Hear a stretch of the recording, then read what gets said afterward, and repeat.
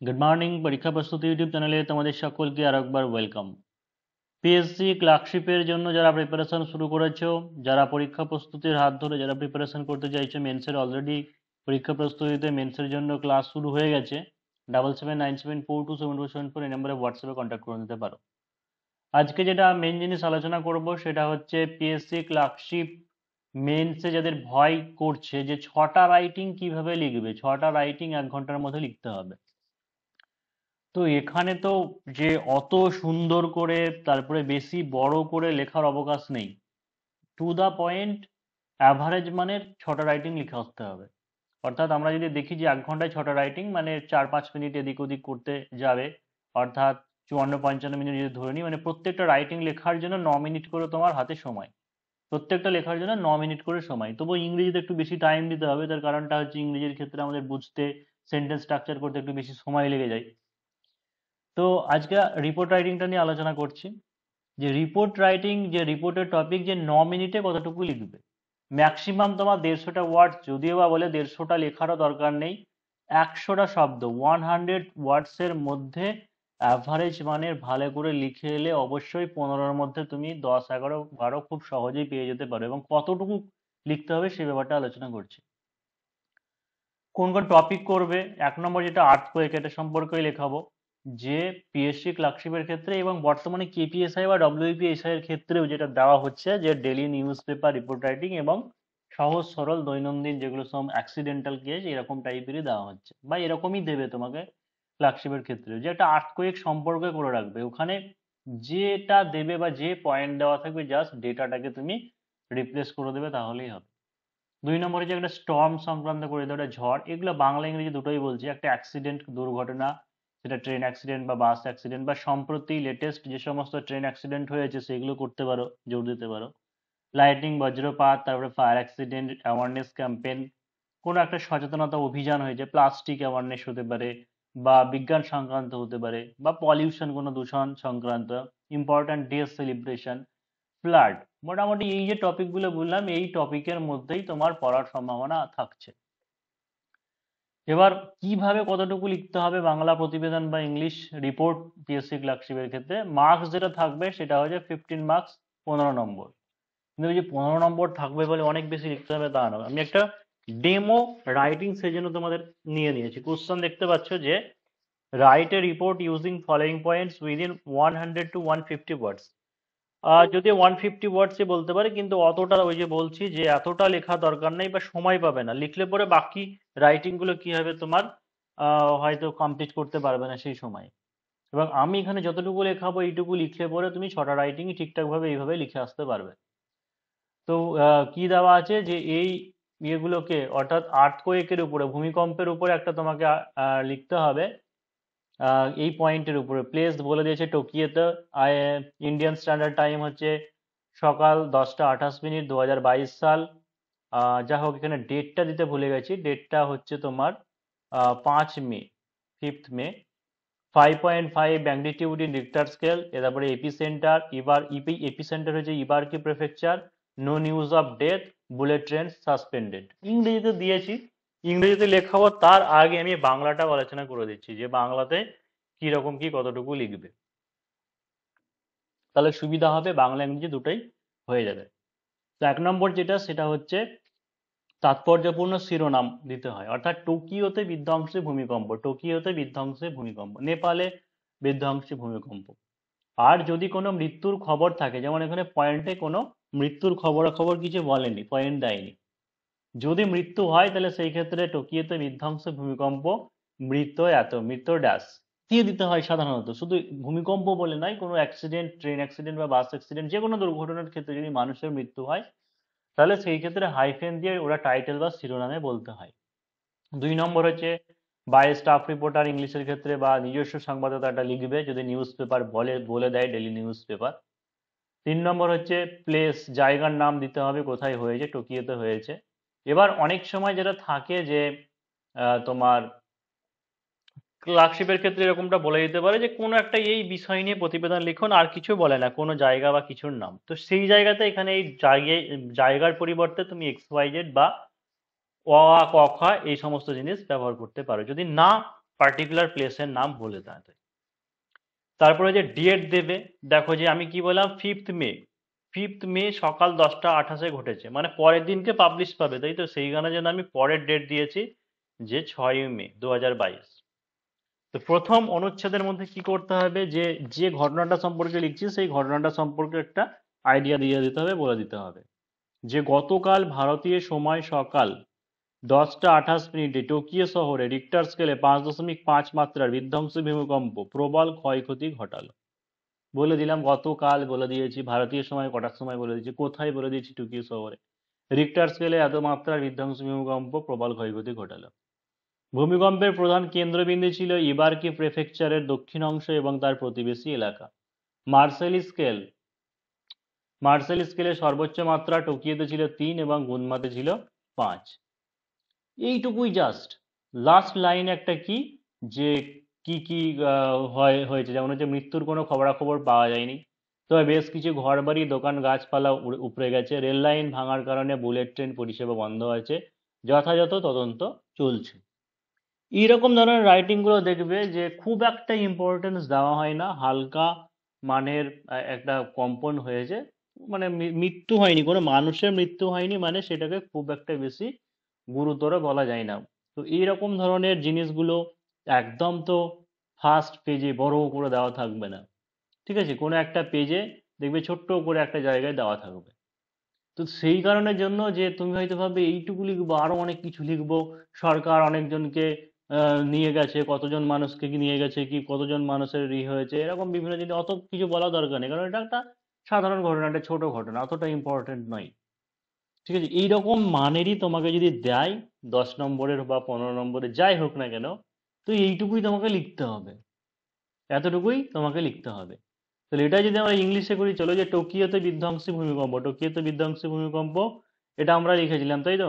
তো ইংরেজিতে যদি আমরা করি তাহলে কি লিখবো, যে যে টাইটেলটা দিয়ে দিচ্ছি, যে এ ডিভাস্টেটিং আর্থকোয়েক, এ ডিভাস্টেটিং আর্থকোয়েক,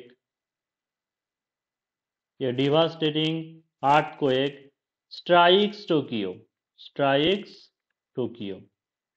একটা জিনিস দেখো যে এখানে হেডলাইন বা শিরোনাম যেটা হলো, দেখো এটা একটা পাস্টের ঘটনা, মানে অতীত হয়ে গেছে, তাই বলে যে এখানে এটাকে যে পাস্ট টেন্সে টাইটেল বা শিরোনামটাকে লেখা দরকার নেই, এইভাবে প্রেজেন্ট ভাবেই লিখতে হবে। তারপরে হচ্ছে বাই এ স্টাফ রিপোর্টার, ঠিক এরকম জায়গাতে লিখবে। তারপরে যে প্লেসের নাম হচ্ছে টোকিও, কমা দিয়ে ডেটটা দিতে হবে, তো হচ্ছে 6th May 2022, কোলন দিয়ে স্টার্ট করবে। কি আছে, যে গতকাল ভারতীয় সময় সকাল 10টা 28 টোকিও শহরে রিক্টার স্কেলে এত মাত্রার বিধ্বংসী ভূমিকম্প প্রবল ক্ষয়ক্ষতি ঘটালো। তাহলে ডিভাস্টেটিং, একটা বিধ্বংসী ভূমিকম্প, মানে ডিভাস্টেটিং আর্থকোয়েক,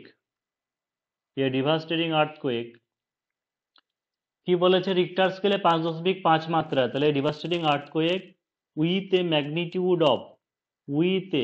ম্যাগনিটিউড মানে হচ্ছে মান, তো হচ্ছে কি, যে with a magnitude of 5.5 on Richter scale. Struck, আঘাত এনেছে, তাহলে কি হবে, পাস্ট টেন্সে করব, তাহলে কি স্ট্রাক হবে, STRUCK, যে হচ্ছে স্ট্রাক, কোথায়, যে টোকিও শহরে, তাহলে হচ্ছে অন দা, টোকিও শহর একটু ইয়ে করছি, যে on the large area of, মানে বিস্তৃত এলাকা জুড়ে, তাহলে হচ্ছে on the large area of Tokyo,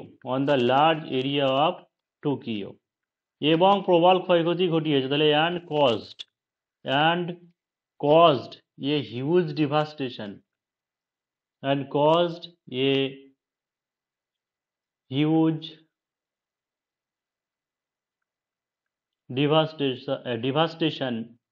গতকাল, তাহলে হচ্ছে yesterday, গতকাল at 10:28 AM। এর থেকে বেশি খুব একটা কঠিন করলাম না, এর থেকে আরো স্ট্যান্ডার্ড মানের আরো বেশি কঠিন করে লেখা যায়, কিন্তু ক্লার্কশিপ বা এসআর ক্ষেত্রে যে 10 নম্বর বা 15 নম্বর যতটুকু দেবে সেইটুকুর জন্য এনাফ। এবার ব্যাপারটা হচ্ছে এখানে দেখো বাংলা যেভাবে আমি লিখেছি যে একটা প্যারাগ্রাফ এই পর্যন্ত করেছি, সেকেন্ড প্যারাগ্রাফ এরকম করেছি, এইভাবেই লিখবে। আমি তোমাদের সুবিধার জন্য অর্থাৎ সেন্টেন্স গুলোকে স্ট্রাকচার করে বোঝাচ্ছি বলে এরকম কেটে কেটে নিয়েছি। মানে এখনো ফার্স্ট প্যারাগ্রাফ শেষ হয়নি, ফার্স্ট প্যারাগ্রাফ চলছে যে ভূমিকম্পের কেন্দ্রবিন্দু ছিল, ভূমিকম্পের কেন্দ্রবিন্দু ছিল। তাহলে কি করবে, যে কেন্দ্রবিন্দু বা মূল কেন্দ্র এপিসেন্টার বলা হয়, তো হচ্ছে ইটস এপিসেন্টার, ইটস এপিসেন্টার ওয়াজ, কোথায় ছিল, যে ইবারকি প্রেফেকচারের দক্ষিণাংশ। তাহলে ইটস এপিসেন্টার ওয়াজ দা, দক্ষিণাংশ মানে হচ্ছে সাউদার্ন পার্ট, তাহলে was the southern part, southern part of, এটা একটা জায়গার নাম ইবারকি, পয়েন্টে দেওয়া আছে যে ইবারকি প্রেফেকচার। তাহলে ইটস এপিসেন্টার, এটার এপিসেন্টার ছিল মানে ভূমিকম্পের প্রধান কেন্দ্র ছিল। তো its epicentre was the southern part of Ibaraki prefecture and its neighbouring, এবং তার প্রতিবেশী এলাকা। তাহলে হচ্ছে and its neighbouring, NEIGHBOURING, and its neighbouring. Mercalli স্কেলে সর্বোচ্চ তাপমাত্রা সর্বোচ্চ মাত্রা টোকিওতে ছিল 3 এবং গুনমাতে ছিল 5। তাহলে হচ্ছে সর্বোচ্চ মানে এখানে কি, দ্য ম্যাক্সিমাম, যেটা মার্শাল স্কেল হয় সেখানে ইন্টেন্সিটি অফ শেক অর্থাৎ ঝাঁকুনিটা মাপা হয়, তো হচ্ছে the maximum intensity, the maximum intensity of Mercalli scale, Mercalli স্কেলে কত ছিল টোকিওতে, মানে Tokyo, Mercalli scale was 3 at Tokyo and 5 at Gunma। এবারে ফার্স্ট প্যারাগ্রাফ কি হলো, আমাদের ফার্স্ট প্যারাগ্রাফ কমপ্লিট হলো। সেকেন্ড প্যারাগ্রাফ, মৃত্যুর কোনো খবরাখবর পাওয়া যায়নি। তাহলে কোনো খবর নেই, কোনো খবর পাওয়া যায়নি, মানে no news of death, no news of deaths, no news of deaths, sorry এটা ক্যাপিটাল হবে না, তাহলে যে নো নিউজ অফ ডেথস, কোনো মৃত্যুর খবর পাওয়া যায়নি, মানে কি করবো, যে হ্যাজ বিন রিপোর্টেড, এখনো পর্যন্ত এই হিসেবে যদি বলি তাহলে করবো সো ফার, এখনো পর্যন্ত কোনো মৃত্যুর খবরাখবর পাওয়া যায়নি। তবে বেশ কিছু ঘর বাড়ি, ঠিক আছে, মানে হচ্ছে বাট সাম